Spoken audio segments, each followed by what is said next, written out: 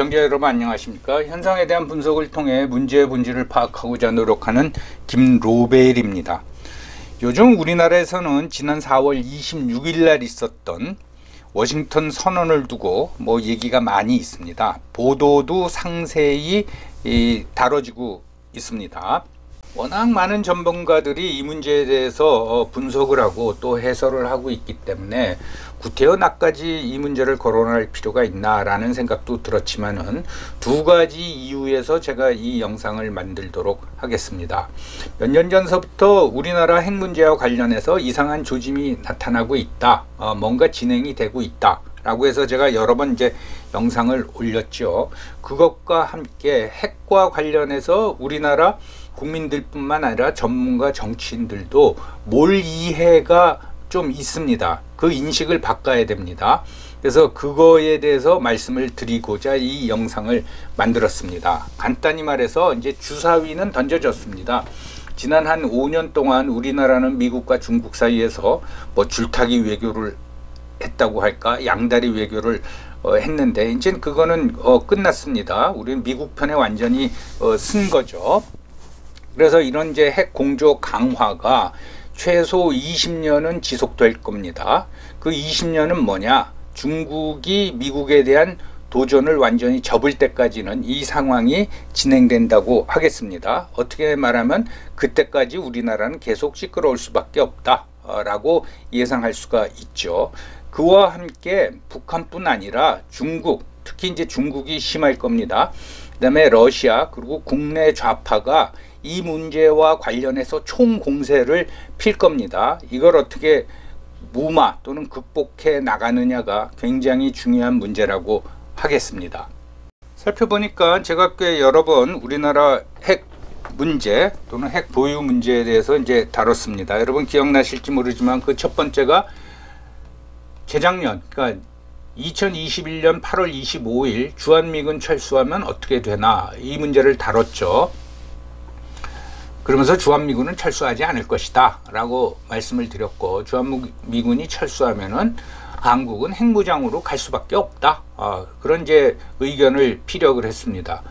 그리고 2021년 10월 6일 누리호 발사 후에 야 이거 우리나라가 ICBM 발사한 거 아니냐라는 이제 말씀을 드렸는데, 그 이유가 그 누리호의 비행거리가 8,100km였습니다. 그래서 우리나라에서 쐈는데 호주 남쪽 바다 350km에 떨어진 거죠. 이 얘기는 대기권 밖으로 나갔다가 다시 이제 들어온 겁니다.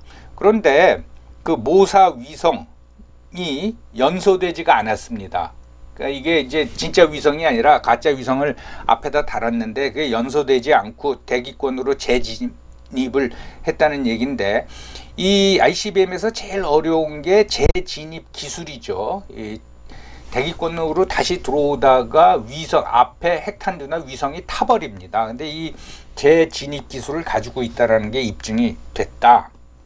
그리고 그 전에 미국이 우리나라의 그 미사일 사거리하고 탄두 무게를 엄격하게 제한을 했는데 이 제한을 다 풀어줬습니다. 그 얘기는 뭔가 하면 너희가 10,000kg짜리를 만들던 말던 마음대로 해라. 그 앞에다가 500kg짜리 탄두를 달던 몇 톤짜리 탄두를 달던 우리는 상관 안 하겠다.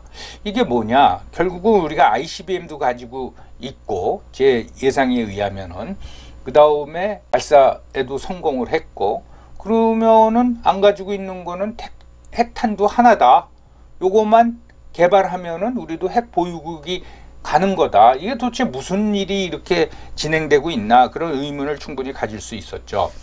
그리고 이제 마지막 영상이 2023년 2월 3일에 있었던 윤석열 대통령의 발언입니다. 그거를 이제 윤석열이 쏘아 올린 작은 공 했는데, 국방부에서 윤석열 대통령이 뭐라 그랬나 하면은 핵무장도 준비해야 되지 않겠느냐, 이런 취지의 발언을 했습니다. 그 말을 들으면은 국방부 고위 간부들은 어떻게 생각하겠어요? 야 이거 우리 핵무장 핵보유 준비해야겠구나, 그렇게 생각을 하겠죠. 그래서 이렇게 여러 차례 제가 우리나라 핵 문제에 관해서 다뤘기 때문에 워싱턴 선언에 이어서 그 결과, 그 의미에 대해서 말씀을 드리고자 이 영상을 찍은 겁니다.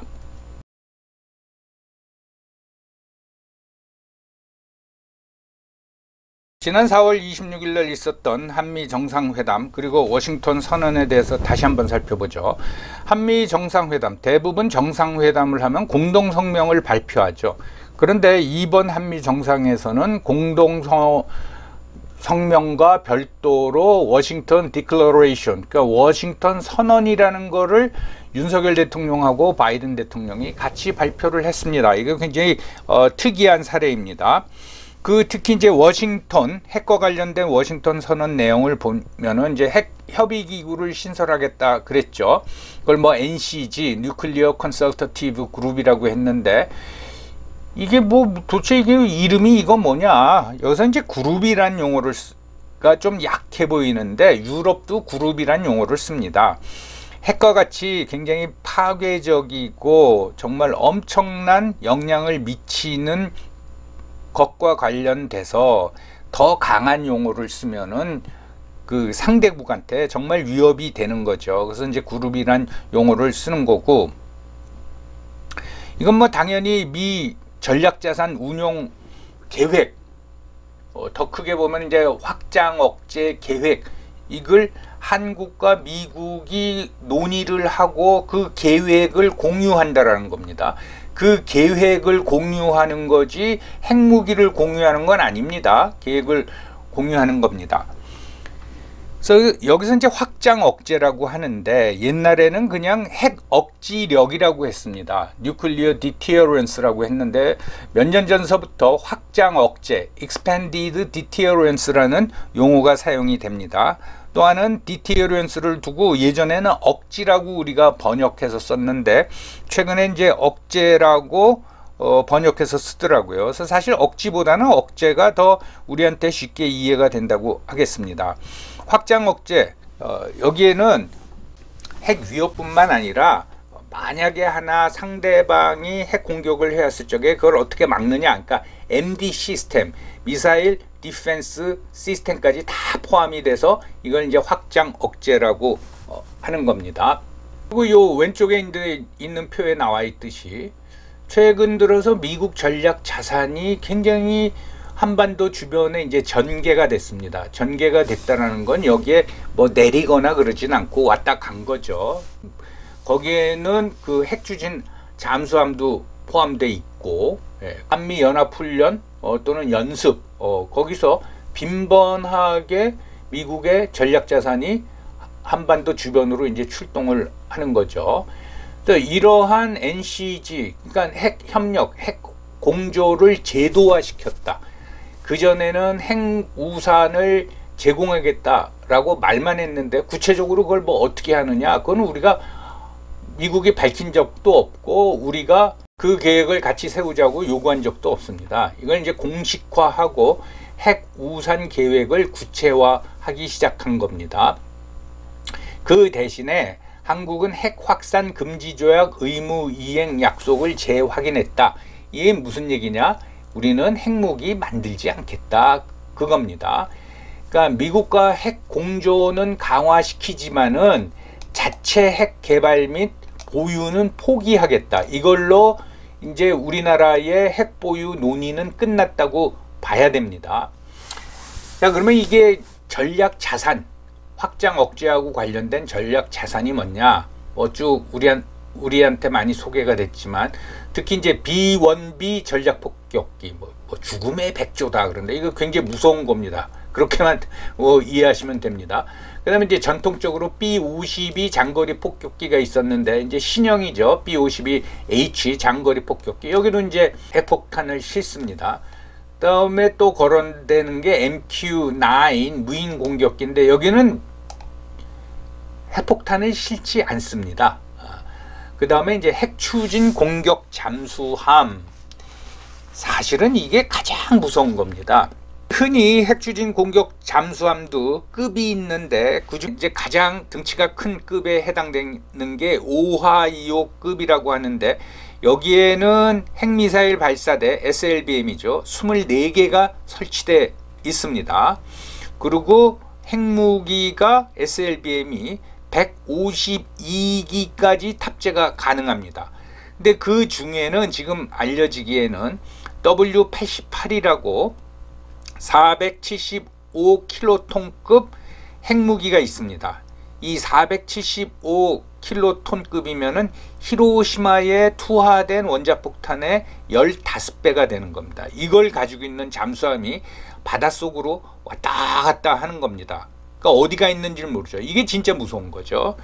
그 다음에 니미츠급 항공모함도 이제 전개되는데, 니미츠급 항공모함 그 함재기에는 얼마 전까지 핵무기 탑재를 금지시켰습니다. 근데 최근에는 이걸 뭐 다시 풀었는데, 실제로 니미츠급 항공모함 함재기, 예를 들면 F-35A나 또는 F-18에 핵무기를 탑재했는지 안 했는지는 이제 알려지지 않고 있습니다. 그럼 왜 함재기의 핵무기 탑재를 금지시켰느냐? 이건 당연히 상대방에 대한 이제 배려라고 하겠죠. 항공모함은 전 세계 바다를 뭐 대서양, 태평양, 인도양 뭐 다 돌아다니는데 거기에 핵무기 가지고 왔다 갔다 하면 좋아할 나라가 어디 있겠습니까? 그래서 그 함재기에는 핵무기 탑재를 금지시켰었는데 이걸 다시 풀었다라는 얘기도 이제 있는 겁니다. NCG 설치로 우리나라의 자체 핵 개발 및 보유는 이제 포기를 한 겁니다. 그러니까 국내에서 이제 자체 핵 보유 논의는 끝났다고 봐야 됩니다. 그럼 이제 NCG에 대해서 조금 자세히 살펴보도록 하겠습니다.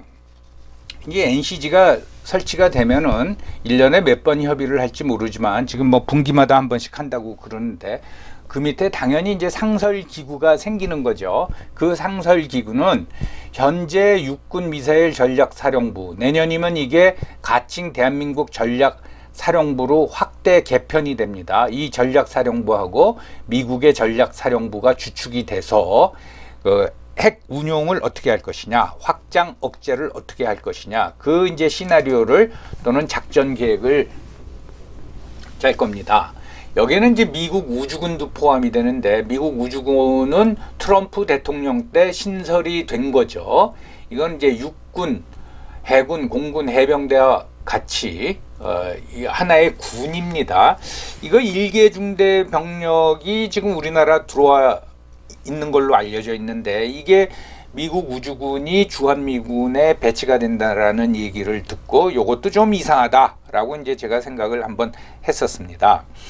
흔히 한미 NCG가 유럽 나토의 NPG보다는 약하다, 이제 그런 전문가들의 평이 있는데 그렇지가 않다고 저는 봅니다. 왜냐하면 나토의 NPG, 뉴클리어 플래닝 그룹은 27개국으로 구성되어 있습니다. 여러분, 이제 기본적인 플랜은, 작전 계획은 다 작성이 돼 있겠지만은 그 실행과 관련해서 27개국이 모여서 협의를 한다, 그리고 결정을 한다. 그게 더 쉽겠습니까? 한국, 미국 양국이 머리 맞대고 그런 실행 계획을 확정하고 실제 운용하는 게 더 강력하겠습니까? 저는 NCG가 더 강력하다고 봅니다.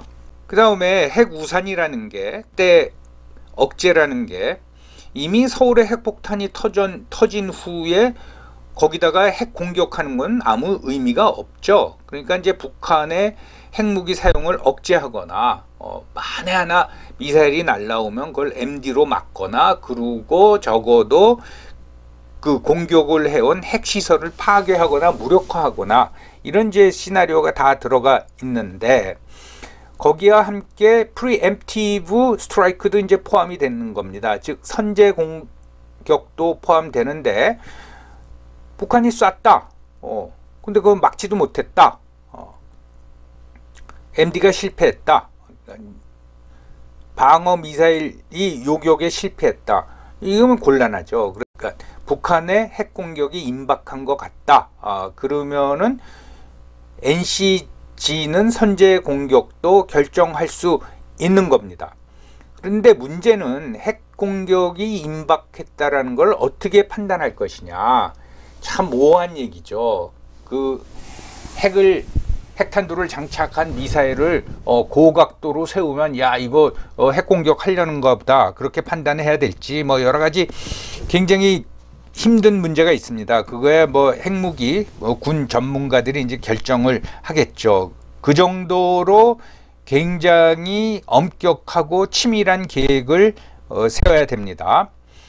그럼에도 불구하고 북한이 뭐 도발을 계속한다. 그래서 상황이 악화된다. 그러면은 NCG는 레드 라인을 구체적으로 공표할 수도 있습니다. 너희들이 이런 행동을 하면은 우리는 그걸 핵 공격으로 간주하고 선제 타격을 하겠어 라고 할 수도 있습니다.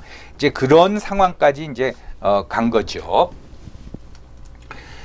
그 다음에 이건 이제 한미 글로벌 파트너라는 용어가 나오는데 이건 이제 한미 공동성명에 나온 거죠. 이게 지금까지의 한미 동맹이라는 건 상호방위 조약 1953년에 체결된 이거는 이제 한반도 안보 뭐 크게 보면 극동 안보하고 관련된 건데 글로벌 파트너다 라고 해서 우리나라의 위상이나 국력을 인정해 준 건 좋지만은 이거는 이제 역외 즉 한반도 이외의 국제 분쟁에도 우리가 참여할 수 있다라는 겁니다. 구체적으로 말하면은 유럽에서 벌어지는 우크라이나 전쟁 또는 최근 그 대만을 둘러싸고 중국이 대만을 침공한다 이랬을 적에 미국이 대만을 돕겠다 하면 우리도 거기에 끌려 들어갈 수 있다라는 거죠. 이랬을 경우에 중국과 러시아의 반발은 엄청나겠죠. 벌써 우리가 뭐 우크라이나에 포탄을 지원한다 그러니까 국내에서도 반대가 많고 러시아가 뭐 별 인상을 다 쓰고 있는데 그게 반발을 감수해야 된다라는 겁니다. 그 다음에 또 하나는 바이든 대통령의 발언을 주목해야 됩니다.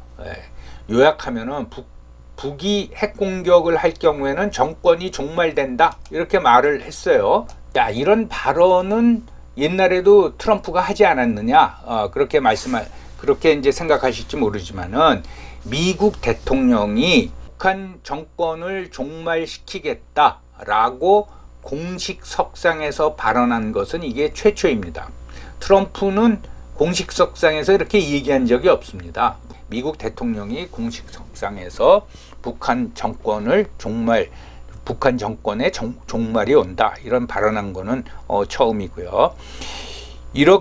이런 발언이 나온 데는 이건 굉장히 위험한 발언인데 이런 발언이 나온 거는 뭐 김정은의 건강 심리 상태 그리고 북한의 상황 이런 걸 모든 걸 분석하고 결론을 내려서 이제 내지른 말이겠죠.